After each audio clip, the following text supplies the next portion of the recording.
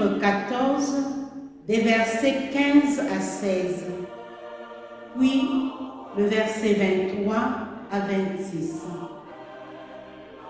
En ce temps-là, Jésus disait à ses disciples, « Si vous m'aimez, vous garderez mes commandements. Moi, je prierai le Père, et il vous donnera un autre défenseur qui sera pour toujours avec vous. Si quelqu'un m'aime, il gardera ma parole. Mon Père l'aimera. Nous viendrons vers lui, et chez lui, nous nous ferons une demeure. Celui qui ne m'aime pas ne garde pas mes paroles. Or, la parole que vous entendez n'est pas de moi. Elle est du Père qui m'a envoyé. Je vous parle ainsi tant que je demeure avec vous. Mais le défenseur, l'Esprit Saint, que le Père enverra en mon nom, lui vous enseignera tout, et il vous fera souvenir de tout ce que je vous ai dit. Acclamons la parole de Dieu. Pour accueillir le pauvre qui pleure et qui peine, j'exulte de joie, ô Dieu mon sauveur. L'Esprit de Dieu repose sur moi. Chers frères et sœurs en Jésus-Christ, la paix du Christ. Aujourd'hui, l'Église universelle célèbre la descente de l'Esprit, la Pentecôte. Elle conclut le temps pascal qui nous a permis de méditer et approfondir le mystère de la mort et de la résurrection de notre Seigneur Jésus-Christ. Aujourd'hui, c'est aussi la fête de la congrégation du Saint-Esprit sous la protection du cœur immaculé de Marie dont je suis membre. La célébration de ce jour, qui est également la naissance de l'Église, nous invite à entrer dans ce que les ecclésiologues appellent le temps de l'Église, c'est-à-dire le début de la mission de cette dernière, mission qui consiste à annoncer la bonne nouvelle de la résurrection de notre Seigneur Jésus-Christ à toutes les nations. La présence de l'Esprit Saint est l'accomplissement de la promesse faite par Jésus à ses disciples, nous dit l'évangile d'aujourd'hui, Jean 14, 16, 18.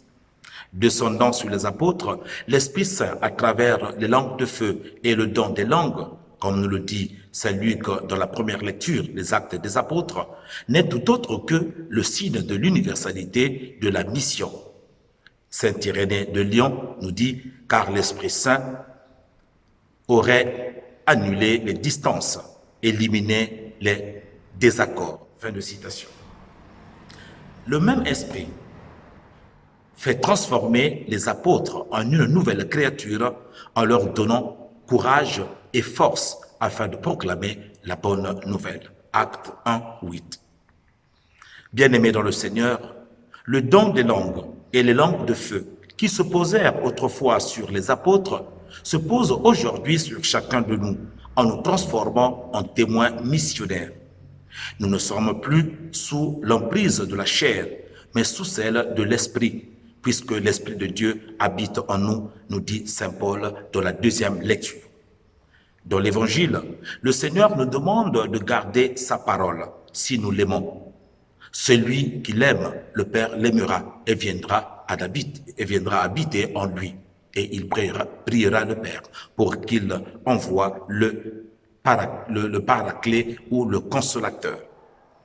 Bien-aimés dans le Seigneur, à l'heure où le Saint-Père, Pape François, nous appelle à la synodalité, nous devrions accueillir l'événement pentecostal comme une grâce, un don de Dieu pour une mission efficace de l'Église. Selon le Pape François, la synodalité c'est marcher ensemble. C'est la manière d'être Église aujourd'hui, selon la volonté de Dieu, dans une dynamique d'écoute et de discernement de l'esprit, afin de relever les défis du monde contemporain. L'Esprit Saint nous procure ces dons appelés charismes pour servir nos frères et sœurs, que chacun mette au service de la communauté les dons reçus. 1 Pierre chapitre 4 versets 9 à 10. Il sied donc, bien-aimés, de reconnaître ce que l'Esprit a mis en nous pour le service de nos communautés chrétiennes et de notre Église. En effet, le Concile Vatican II reconnaît cette action de l'Esprit et ses dons lorsqu'il dit dans son décret sur l'apostolat des laïcs au numéro 3, je cite, « De la réception de ces charismes, même les plus simples, résulte pour chacun des croyants le droit et le devoir d'exercer ses dons dans l'Église et dans le monde pour le bien des hommes et l'édification de l'Église dans la liberté du Saint-Esprit qui souffle où il veut. » Jean chapitre 3 verset 8, fin de citation. Prions, bien-aimés, pour que notre Église, dans son ensemble, laïcs, prêtres et évêques, sache découvrir les signes de la présence toujours agissante de l'Esprit et qu'elle soit ainsi pour le monde un signe parmi les nations. Ce souhait rejoint aussi chaque communauté chrétienne et chaque institution qui se réclame de Jésus afin qu'elle soit de plus en plus le sel de la terre et la lumière du monde. Que la fête de ce jour, remplie de la présence vivifiante de l'Esprit, nous aide à vivre de plus en plus en enfants de Dieu, en fils et filles de Dieu, qui, poussés par cet Esprit, crient vers le Père en l'appelant Abba, c'est-à-dire Père. Que l'Esprit Saint nous transforme dans notre profondeur pour témoigner de notre foi auprès de nos frères et sœurs.